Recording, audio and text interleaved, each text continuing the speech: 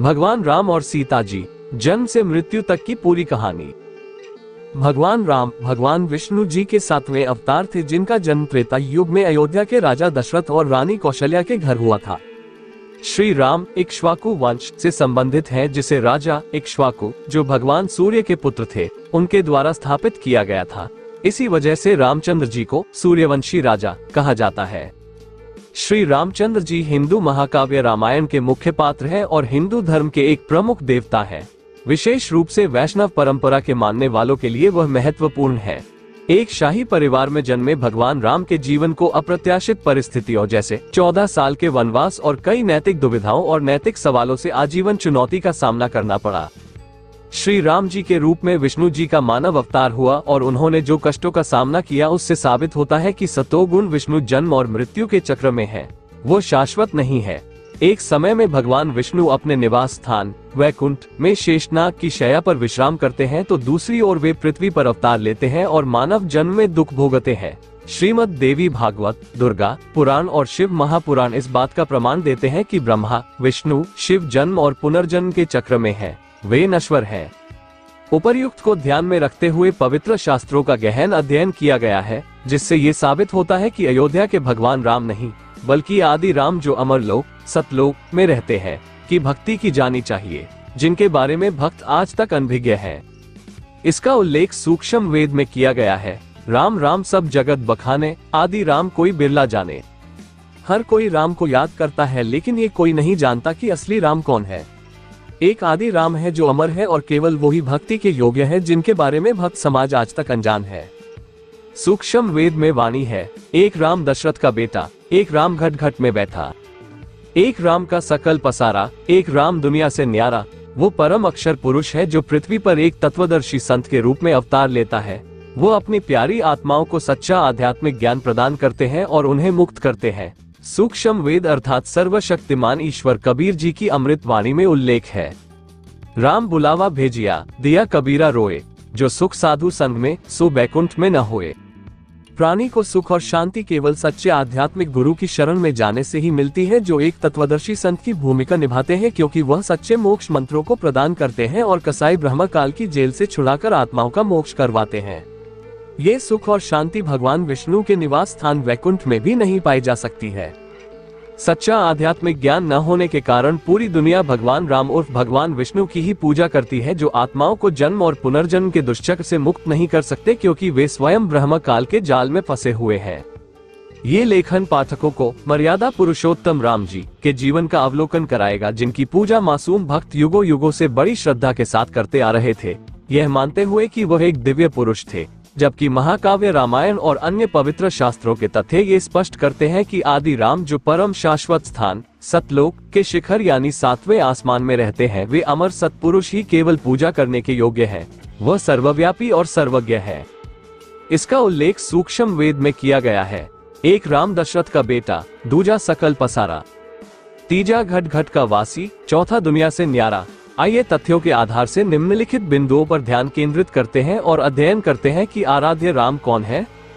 नारद मुनि का भगवान विष्णु को श्राप देना, भगवान राम का 14 वर्ष का वनवास, ब्रह्म काल का जाल, जब भगवान राम ने देवी पार्वती को पहचाना, भगवान राम का राजा बाली को धोखे से मारना, राम सेतु का निर्माण किसने किया था, भगवान राम या आदि राम ने। गरुड़ ने श्री राम को नागफांस से मुक्त कराया, श्री राम जी ने आदि राम जी की कृपा से रावण का वध किया। भगवान राम द्वारा सीता जी की अग्नि परीक्षा लेना, श्री राम और सीता जी ने वफादार भक्त हनुमान जी का अपमान किया। श्री राम और सीता जी की मृत्यु कैसे हुई, राजा बाली ने द्वापर युग में श्री राम जी से बदला क्यों लिया, क्या श्री राम जी की पूजा से मुक्ति संभव है। पहले आइए हम भगवान राम के जीवन पर प्रकाश डालते हैं और जानते हैं कि भगवान विष्णु को भगवान राम के रूप में पृथ्वी पर अवतार क्यों लेना पड़ा। नारद मुनि का भगवान विष्णु को श्राप देना। एक बार ऋषि नारद जी ने घोर तपस्या की और उन्हें घमंड हो गया कि उन्होंने विषय विकारों पर विजय प्राप्त कर ली है। तपस्या पूरी करने के बाद वो अपने पिता भगवान ब्रह्मा से मिलने गए और उन्हें अपने उसी विश्वास से अवगत कराया। भगवान ब्रह्मा ने नारद जी से भगवान विष्णु जी से इस बारे में चर्चा नहीं करने के लिए आग्रह किया। चूंकि नारद मुनि अति आत्मविश्वास और उत्साह में थे, इसलिए उन्होंने अपने पिता द्वारा दी गई चेतावनी के बावजूद विष्णु जी के साथ वो बात साझा करने की सोची, अर्थात पिता की बात नहीं मानी। नारद मुनि अपने चाचा विष्णु जी से मिलने गए और शेख ही बखारने लगे कि उन्होंने वासना पर विजय प्राप्त कर ली है और वे आजीवन तपस्वी का जीवन व्यतीत करेंगे। नारद मुनि के अभिमान और गलतफहमी को दूर करने के लिए विष्णु जी ने एक मायावी दुनिया रची जहां पर एक सुंदर राजकुमारी का स्वयंवर आयोजित किया गया था और दूर दूर के प्रसिद्ध शासक राजकुमारी से विवाह करने आए थे। ऐसा भव्य उत्सव और तैयारियों को देखकर नारद मुनि राजकुमारी से विवाह करने के लिए उत्साहित हो गए। भगवान विष्णु का रूप मनमोहक है।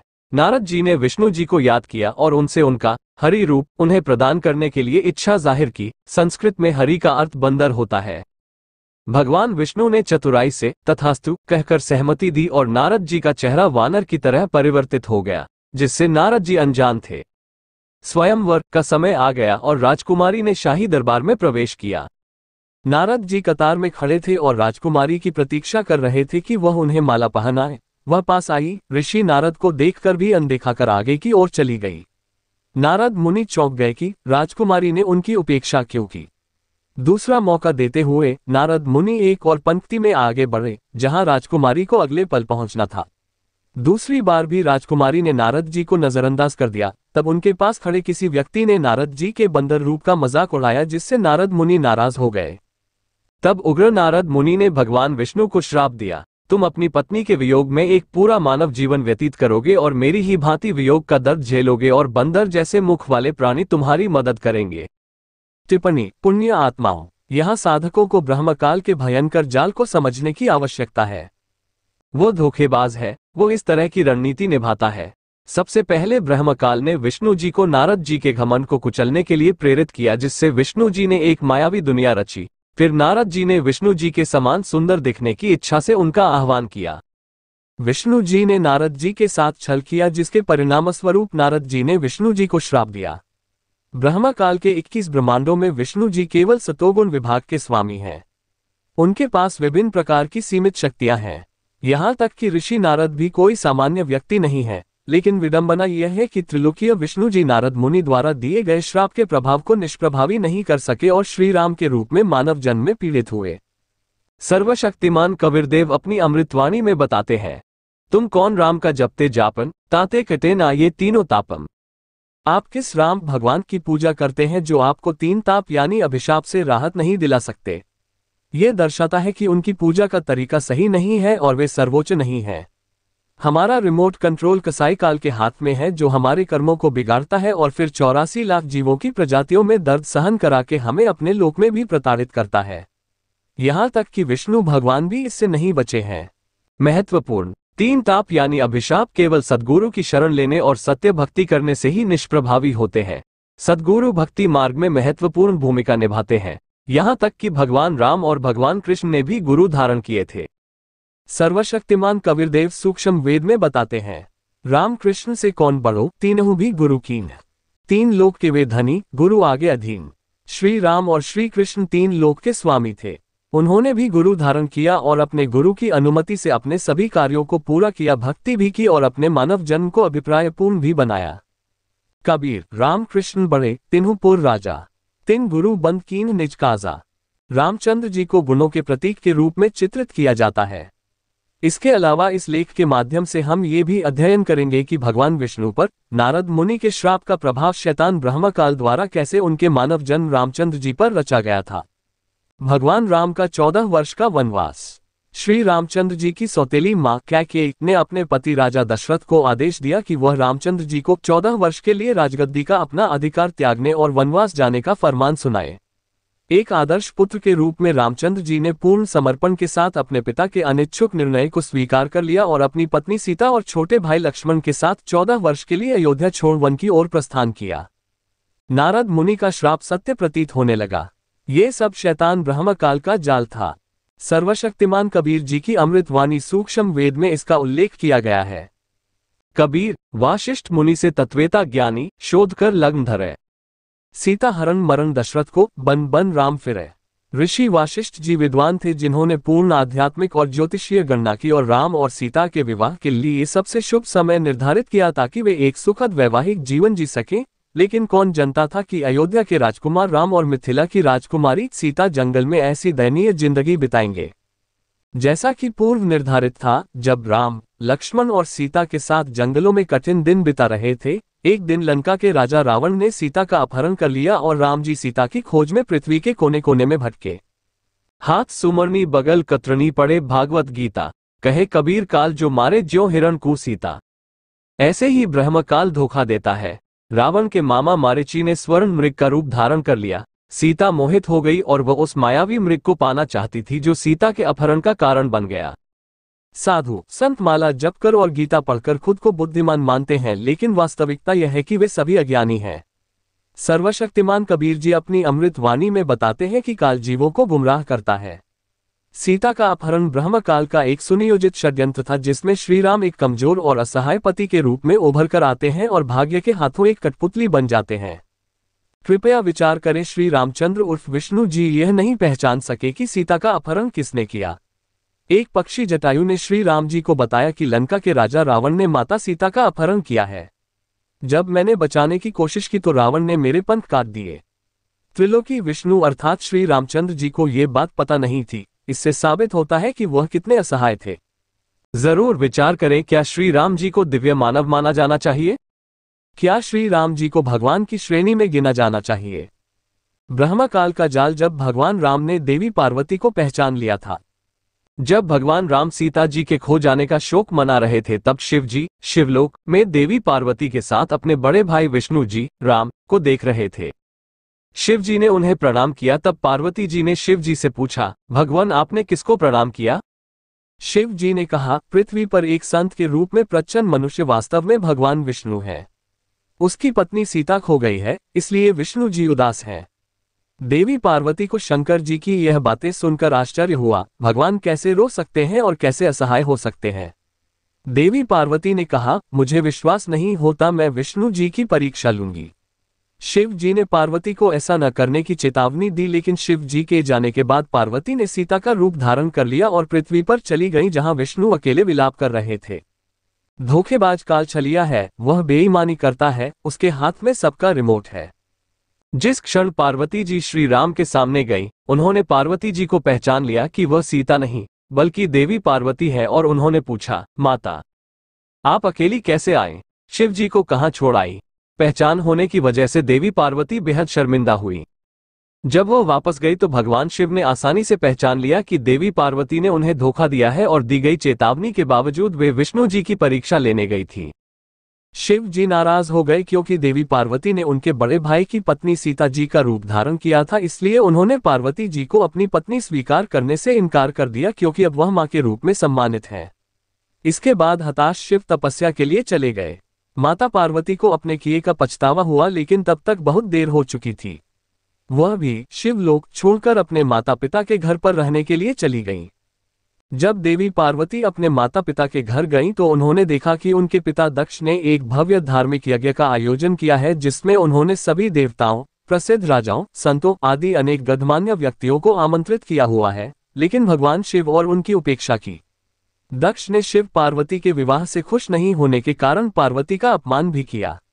अपने पिता के व्यवहार से क्रोधित पार्वती अग्नि कुंड में कूद गईं और खुद को जला दिया। जब शिव जी को इस बारे में पता चला तो उन्होंने दक्ष के सिर को काट दिया।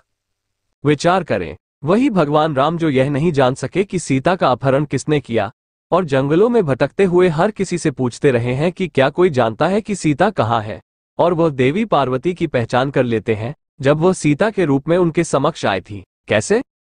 ब्रह्म काल का जाल खतरनाक है। उन्होंने राम को उस क्षण दिव्य दृष्टि प्रदान कर दी जिससे उन्होंने देवी पार्वती को पहचाना लिया। बाद में देवी पार्वती शर्मिंदा हुई। उनके इस कृत्य से शिव जी नाराज हो गए, जिन्होंने पार्वती जी को त्याग दिया और तपस्या करने लगे। पार्वती जी ने आत्मदाह किया, शिव ने दक्ष को मार दिया। काल ने पूरे कृत्य की साजिश रची जो घातक साबित हुई। इस तरह काल निर्दोष प्राणियों के जीवन को बर्बाद कर देता है और उनके खाते में पापों को शामिल करता है जिन्हें उन्हें वहन करना पड़ता है। भगवान राम, जो महाकाव्य रामायण के नायक हैं, वह सभी आत्माओं की भांति ब्रह्म काल के हाथों की एक कठपुतली बनकर उभरे और भक्तों का मानना है कि भगवान श्री राम सर्वशक्तिमान थे। सूक्ष्म वेद में उल्लेखित वाणी है, जा पल दर्शन साधु का, ता पल की बलिहारी।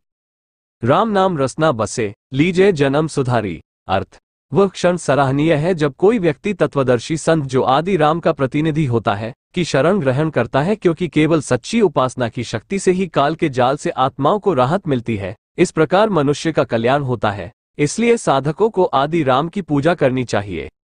भगवान राम का राजा बाली को धोखे से मारना। महाकाव्य रामायण की रचना मूल रूप से ऋषि वाल्मीकि द्वारा संस्कृत में की गई थी और बाद में इसे विभिन्न भाषाओं में रूपांतरित किया गया, जिनमें तुलसीदास जी द्वारा रचित रामचरितमानस सबसे प्रसिद्ध है। रामायण में एक प्रकरण आता है जब भगवान राम ने राजा बाली, जो इंद्र के पुत्र और अंगद के पिता थे, उनको धोखा दिया था। एक पेड़ की ओट लेकर उन पर छिपकर वार किया और बाली को मार डाला, क्योंकि बाली में अलौकिक शक्ति थी। अगर कोई एकल युद्ध में उनके साथ युद्ध करता है तो सामने वाले व्यक्ति की शक्ति का आधा हिस्सा बाली में प्रवेश कर जाता था, जबकि बाली और भगवान राम दुश्मन नहीं थे। भगवान राम ने अपने स्वार्थ के कारण बाली को धोखा दिया, क्योंकि बाली के भाई सुग्रीव ने अपनी पूरी वानर सेना के साथ सीता जी की खोज और वापसी में श्री राम की मदद करने का वचन दिया था। इससे त्रिलोकीय विष्णु जी कितने शक्तिवान हैं इसका सहज में ही अंदाजा लगाया जा सकता है, जो बाली को सामने से युद्ध में परास्त करने में सक्षम नहीं थे। भगवान राम द्वारा राजा बाली को धोखा देने का ये कृत्य एक कायरतापूर्ण कृत्य था, जो बेहद शर्मनाक है। कृपया विचार करें। भक्त राम को दिव्य पुरुष मानते हैं, जो मानवीय और दैवीय दोनों की शक्तियों से सुसज्जित होने की मिसाल है। ऐसे दिव्य मानव अर्थात श्री राम जी ने कायरतापूर्ण कार्य किया। यदि वह इतने शक्तिशाली थे तो उन्हें सामने से एक बहादुर योद्धा की तरह बाली से लड़ना चाहिए था। यह प्रकरण फिर से साबित करता है कि भगवान राम बाली का सामना करने में असमर्थ थे, इसलिए छिपकर बाली की हत्या कर दी। इस प्रकरण में वह एक धोखेबाज के रूप में उभरे। राम सेतु का निर्माण किसने किया था, भगवान राम या आदि राम ने? हनुमान एक भक्त आत्मा थे। वह रामचंद्र जी द्वारा एक शांति दूत के रूप में लंका में अभिमानी शासक रावण को आत्मसमर्पण करने और सीता को राम जी को वापस लौटाने के लिए भेजे गए थे। लेकिन अहंकारी रावण ने उनकी बात को नहीं स्वीकारा और सीता को वापस करने से मना कर दिया। बाद में फिर युद्ध की यलगार हुई, परंतु अब विशाल महासागर लंका तक पहुंचने में बाधक बन गया। रामचंद्र जी लगातार 3 दिनों तक घुटनों पानी तक महासागर में खड़े रहे और समुद्र से रास्ता देने का अनुरोध किया, लेकिन सागर ने रास्ता नहीं दिया।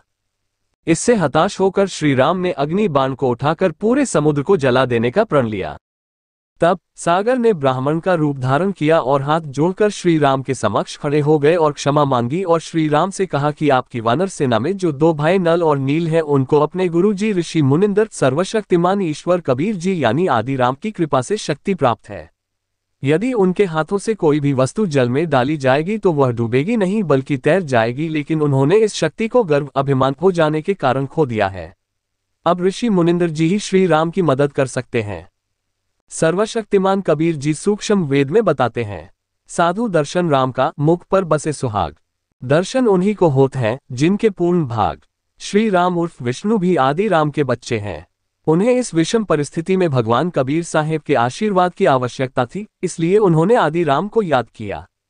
परम अक्षर पुरुष कबीरदेव सेतुबंध पर ऋषि मुनिंदर के रूप में प्रकट हुए और ब्रह्मकाल को दिए गए अपने वचन के अनुसार भगवान कबीर साहेब ने श्री राम की सेना के लिए राम सेतु का निर्माण किया।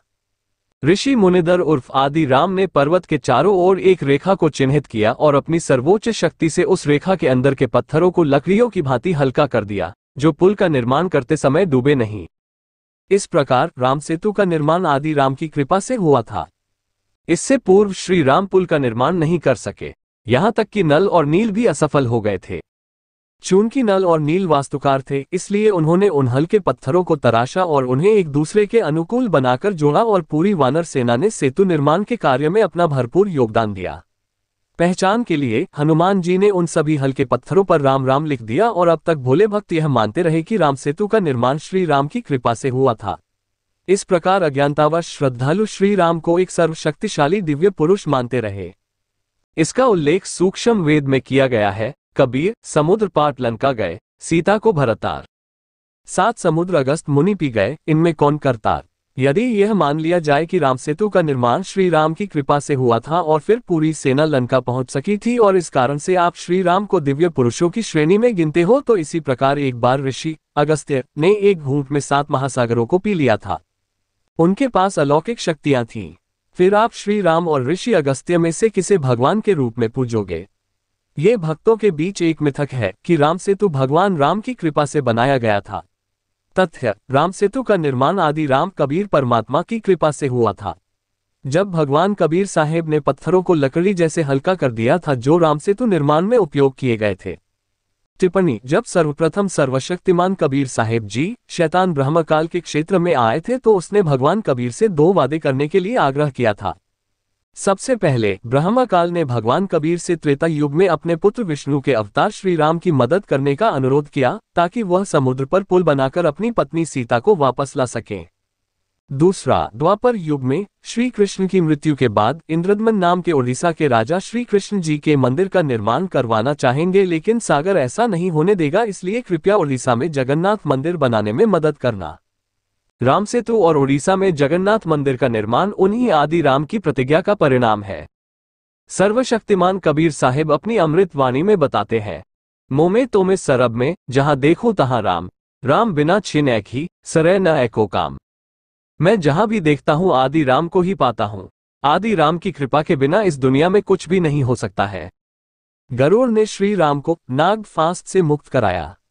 श्री राम और पूरी वानर सेना ने राम सेतु पुल पार किया और लंका पहुंचे।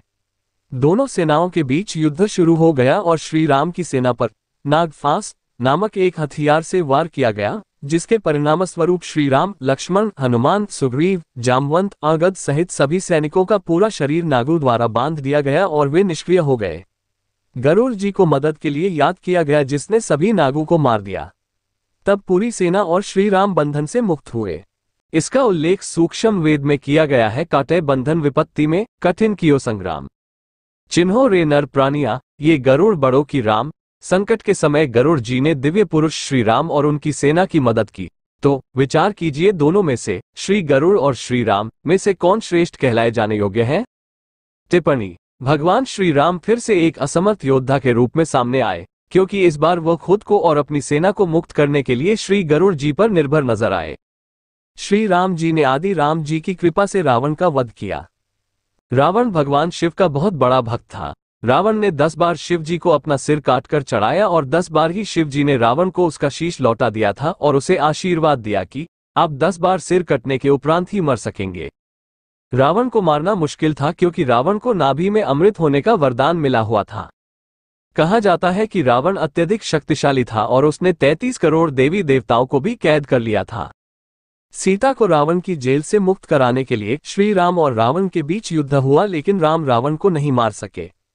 तब विभीषण ने श्री राम जी से कहा कि रावण की नाभि में तीर लगने पर ही रावण का वध हो सकता है, लेकिन रामचंद्र के सारे प्रयास व्यर्थ गए। फिर रामचंद्र जी ने सर्वोच्च भगवान कबीर साहेब जी का आह्वान किया।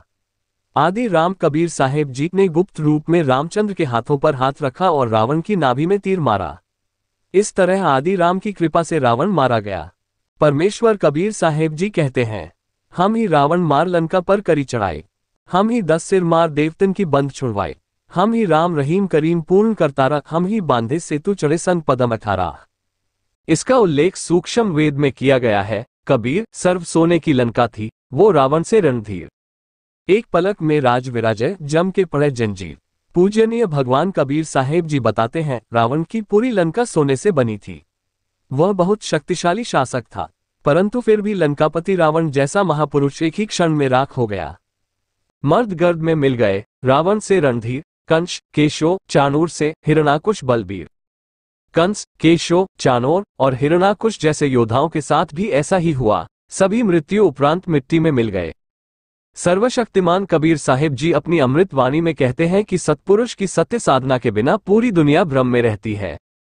रावण अरब खरबपति था, लेकिन मृत्यु उपरांत अपने साथ 1 ग्राम सोना भी नहीं ले जा सका।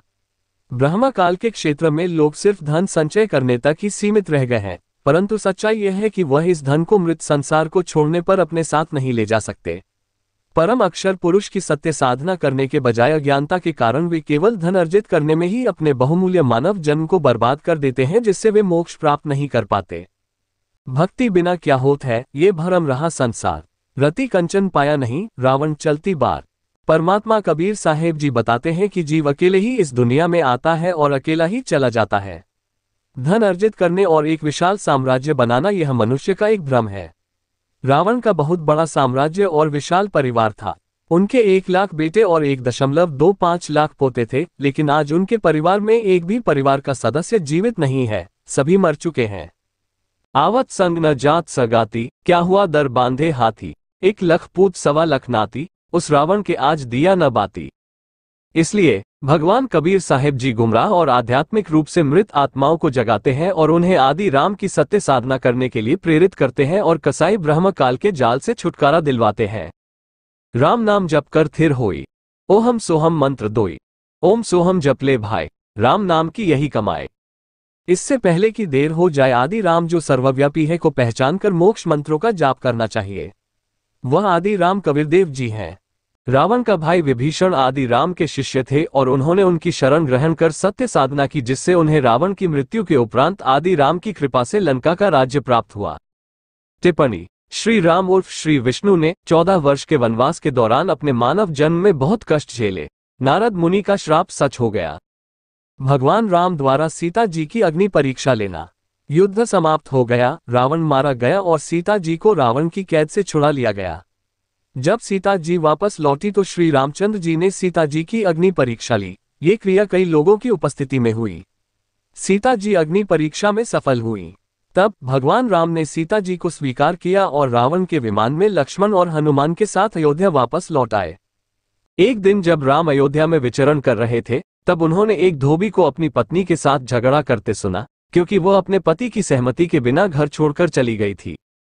धोबी ने अपनी पत्नी को ये कहते हुए स्वीकार करने से इनकार कर दिया कि वो श्री राम जैसा मूर्ख नहीं है जिसने सीता को 12 वर्ष तक लंका में अपने पति राम के बिना अन्य व्यक्ति रावण के साथ रहने के बावजूद भी स्वीकार किया। ऐसे शब्द सुनकर राम शर्मिंदा हो गए और वापस महल में आकर राम जी ने लक्ष्मण जी को पूरी बात बताई कि नगरवासी सीता की पतिव्रता होने के बारे में कैसे गपशप कर रहे हैं। इस घटना ने श्री राम जी को व्याकुल कर दिया। उन्होंने तुरंत ही सीता जी को महल में बुलाया। सीता जी उस वक्त गर्भवती थी, लेकिन राम जी ने इस पर कोई भी विचार नहीं किया और सीता जी को महल से निष्कासित कर दिया। सीता जी द्वारा कई बार विनती करने के बाद भी राम जी ने कोई मानवीय व्यवहार, संवेदनशीलता नहीं दिखाया। इस घटना के उपरांत सीता जी ने अपना शेष जीवन वनवास में व्यतीत किया। भगवान राम ने ये कहते हुए सभा छोड़ दी कि मैं आलोचना का विषय नहीं बनना चाहता, मेरा वंश कलंकित हो जाएगा। कृपया विचार करें, श्री राम का मर्यादा पुरुषोत्तम के रूप में अभिवादन किया जाता है। श्री राम ने सीता जी की अग्नि परीक्षा ली थी, बावजूद इसके कि वो सफल हुई। श्री राम जी ने उन्हें धोबी के व्यंग्य करने की वजह से जब वह गर्भवती थी तब महल से निष्कासित कर दिया। टिप्पणी: श्री राम एक राजा कहलाने लायक भी नहीं थे और हम सच्चे आध्यात्मिक ज्ञान की कमी के कारण युगों से उन्हें भगवान मान रहे हैं। जब वह अपने निर्णय पर अडिग नहीं रह सके तो उन्हें अग्नि परीक्षा के नाटक की क्या आवश्यकता थी। ये तथाकथित मर्यादा पुरुषोत्तम श्री राम का बेहद शर्मनाक कृत्य था। इसका उल्लेख सूक्ष्म वेद में किया गया है। गोरख से ज्ञानी घने, सुखदेव जति जहान। सीता सी बहु भारिया, संत दूर अस्थान। गोरखनाथ जैसे कई बुद्धिमान पुरुष आसानी से मिल सकते हैं, इसी प्रकार जति पुरुष और सीता जैसी सती महिलाएं भी बहुत आसानी से पाई जा सकती हैं, लेकिन सच्चे संत का मिलना दुर्लभ है। ये ब्रह्म काल का एक विशाल जाल है जिसे साधकों को समझने की आवश्यकता है। सूक्ष्म वेद में बताया गया है, लोक लाज मर्याद जगत की तरण जो छोड़ बगावे। कामनी कनक जहर कर जाने, वो शहर अगमपुर जावे जब कोई राम भगत गत पावे। साधकों को सलाह है कि उन्हें जगत की झूठी मर्यादाओं को त्याग कर अपने आत्म कल्याण पर ध्यान केंद्रित करना चाहिए और सच्चे संत के बताए अनुसार भक्ति करनी चाहिए, जिससे वह अमरलोक की प्राप्ति कर आदि राम को पा सके। सूक्ष्म वेद में बताया गया है, राम नाम जपते रहो जब तक घट में प्राण। कभी तो दीनदयाल के भनक पड़ेगी कान। केवल सच्चे संत यानी सद्गुरु ही आत्माओं को इस तरह के दुख से उभारने में मदद करते हैं और मोक्ष प्राप्ति के लिए सही तरीका बताते हैं। इसलिए विश्वास के साथ आदि राम की भक्ति अंतिम श्वास तक करें। एक दिन वह निश्चित रूप से आशीर्वाद देंगे और अपने प्रिय भक्त की आत्मा को राहत देंगे और सतलोक ले जाएंगे। श्री राम और सीता जी ने वफादार भक्त हनुमान जी का अपमान किया। हनुमान श्री राम के सच्चे भक्त थे। एक दिन सीता जी ने श्री राम जी से कहा कि वह युद्ध में लड़ने वालों को पुरस्कृत करना चाहती हैं। सीता जी ने हनुमान जी को अपना कीमती मोती का हार भेंट किया। हनुमान जी ने हार को तोड़ दिया और मोतियों को कुचल दिया और सीता जी से कहा कि यह हार उनके लिए बेकार है क्योंकि उनके भगवान श्री राम इन मोतियों में नहीं है। सीता जी ने नाराज होकर हनुमान जी को डांटा, हे मूर्ख, तुमने इतना कीमती हार नष्ट कर दिया, तुमने केवल बंदर की तरह ही व्यवहार किया। मेरी आंखों से दूर चले जाओ। हनुमान जी ने कहा, जिस वस्तु में राम जी का नाम अंकित नहीं वह मेरे किसी काम की नहीं है। मैं जांच कर रहा था कि क्या श्री राम नाम इन मोतियों में अंकित है। तब सीता जी ने कहा, क्या आपके शरीर में राम का नाम लिखा है? आप अपना शरीर क्यों नहीं त्याग देते? ये सुनकर उसी क्षण हनुमान जी ने अपना सीना चीर दिया और दिखाया कि इसमें राम राम लिखा हुआ है। ये सब श्री राम जी की मौजूदगी में हुआ, लेकिन वह शांत रहे और अपने सबसे वफादार भक्त का समर्थन भी नहीं किया, जिसने संकट के समय श्री राम जी की मदद की और सीता जी को रावण की कैद से मुक्त कराया। हनुमान ने श्री राम और लक्ष्मण को अहिरावण की कारागार से भी बचाया था, जब अहिरावण ने महामाया देवी को बलिदान देने के लिए उनका अपहरण कर लिया था। हनुमान जी श्री राम और सीता जी दोनों के व्यवहार से बहुत आहत हुए और उन्होंने इसके बाद अयोध्या को त्याग दिया। महत्वपूर्ण, इसके बाद आदि राम यानी कबीरदेव जी ने हनुमान जी को अपनी शरण में लिया, उन्हें सच्चा आध्यात्मिक ज्ञान का उपदेश दिया, उन्हें सचखंड सतलोक दिखाया और सच्चे मोक्ष मंत्र दिए, जिससे हनुमान मोक्ष प्राप्त करने के योग्य हो गए। इसका उल्लेख सूक्ष्म वेद में किया गया है। तब हनुमान सत्य की मानी, सो मुनींद्र सत्य हो ज्ञानी। अब तुम पुरु मोही दीखो, मेरा मन तुम टैब पटियाओ, कैसी विद्या समरथ को जान, सो कुछ मोही सुनी गया ना। तब हनुमान जी ने माना कि श्री राम नहीं बल्कि आदि राम ही भक्ति के योग्य हैं। देख चंद्रा वरन उजियारा, अमृत फाल का करयाहरा, आकांक्षा भानु पुरुष उजियारा, कोटिन भानु पुरुष रोमछ विभावरा। तब हनुमान ठाकता मारी, तुम मुनींद्र सुखकारी। जरूर पढ़े हनुमान जी सैल्वेशन स्टोरी। श्री राम और सीता जी की मृत्यु कैसे हुई। सीता जी के अयोध्या छोड़ने के बाद उन्होंने ऋषि वाल्मीकि जी के आश्रम में शरण ली, जहां उन्होंने लव नामक एक पुत्र को जन्म दिया।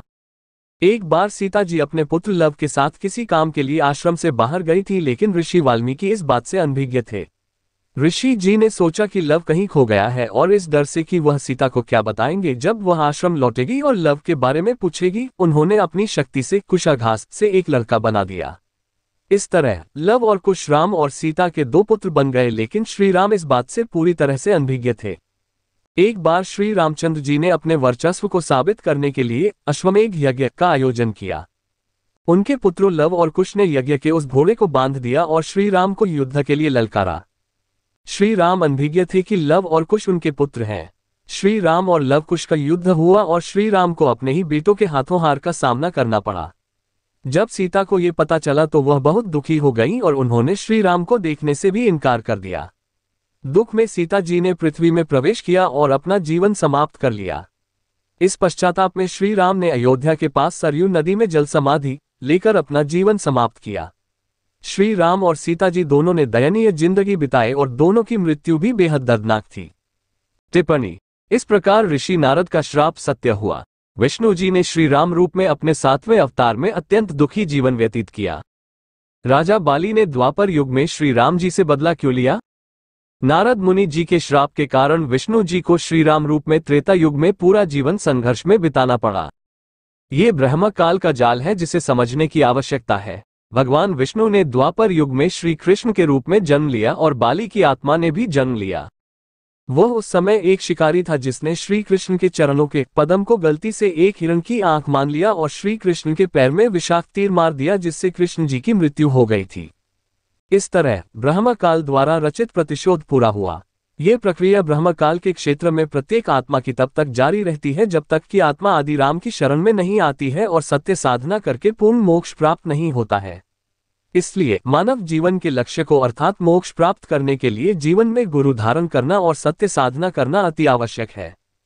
सूक्ष्म वेद में कहा गया है, लूट सको तो लूट लो राम नाम की लूट, पीछे फिर पछताओगे प्राण जाएंगे छूट। इससे पहले कि देर हो जाए सच्चे संत की शरण ग्रहण करनी चाहिए, उनसे नाम दीक्षा लेनी चाहिए, आदि राम के सच्चे मंत्रों का जाप करना चाहिए जिससे जीव को मोक्ष प्राप्त हो। टिप्पणी, इससे ये भी साबित होता है कि ब्रह्मा विष्णु शिव तीनों शैतान ब्रह्मकाल के जाल से मुक्त नहीं हैं, जो उनके पिता हैं। सभी नश्वर हैं, केवल आदि राम ही अजर अमर हैं। वह ज्योति निरंजन ब्रह्मकाल और परब्रह्म से श्रेष्ठ है। उनका नाम कबीर देव है। सभी पवित्र ग्रंथ इसका पर्याप्त प्रमाण प्रदान करते हैं। क्या श्री राम जी की पूजा से मुक्ति संभव है? भक्त श्री रामचंद्र की याद में दशहरा, दिवाली और रामनवमी जैसे त्योहार मनाते हैं और रामायण का पाठ भी करते हैं। वे मंत्रों का उच्चारण करते हैं और रामचंद्र जी की पूजा करते हैं, जैसे ओम रामभद्राय नमः, ओम रामचंद्राय नमः, ओम रघुपुंगव्य नमः, ओम जानकी वल्लभाय नमः, हरे राम राम राम हरे हरे, श्री राम जय राम रघु राम आदि। इन सभी मंत्रों और पूजा की विधि का किसी भी पवित्र ग्रंथ में कोई सबूत नहीं मिलता है। यह मनमानी पूजा है और इससे मुक्ति संभव नहीं है। श्रीमद् भगवद गीता अध्याय 17 श्लोक 23 में पूजा की सही विधि बताई गई है, जिससे आदि राम को पाया जा सकता है। 3 शब्द का मोक्ष मंत्र ओम तत्सत सांकेतिक शब्द जो कि तत्वदर्शी संत द्वारा प्रदान किया जाता है, जिसके जाप से आत्मा को मुक्ति मिलती है। सर्वशक्तिमान कबीर साहिब अपनी अमृत वाणी में बताते हैं, राम नाम तिहु लोक में सकल रहा भरपूर, जो जाने तिही निकट है, अनजाने तिही दूर। ईश्वर अज्ञानियों से दूर होते हैं और उनके साथ होते हैं जो आदि राम की सच्चे मंत्रों के जाप से भक्ति करते हैं। निष्कर्ष उपरोक्त विश्लेषण से निम्नलिखित निष्कर्ष निकलते हैं। भगवान राम श्री विष्णु के 7वें अवतार थे, जिन्होंने ऋषि नारद के श्राप के पश्चात निरानंद मानव जीवन व्यतीत किया। त्रिलोकी विष्णु द्वारा 3 ताप श्राप के दुष्प्रभाव को भी नष्ट नहीं किया जा सका। मर्यादा पुरुषोत्तम श्री राम एक शक्तिशाली शासक नहीं थे, जो सीता जी को रावण के अपहरण से बचाने और अपराधी राक्षस रावण की पहचान करने में असमर्थ होने में उनकी अक्षमता से साबित होता है। श्री राम देवी पार्वती की पहचान रामचंद्र रूप में कर लेते हैं, जो ये दर्शाता है कि इनका रिमोट ब्रह्मकाल के हाथों में है, जो स्वयं सभी कार्य करता है और आत्माएं केवल उसके हाथों की कठपुतलियों के रूप में ही कार्य करती हैं।